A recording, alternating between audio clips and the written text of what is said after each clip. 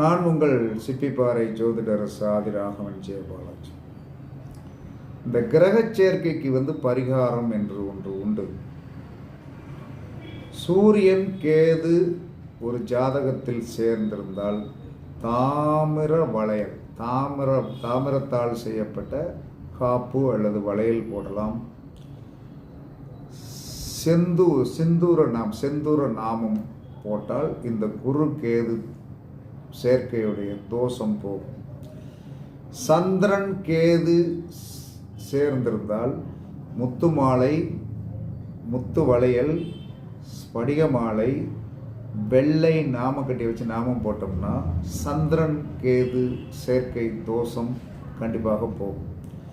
செவ்வாய் கேது சேர்க்கை உள்ளவர்கள் சிகப்பு கயிறு கையில் கட்டலாம். ருத்ராட்ச மாலை போட்டால் அந்த தோஷம்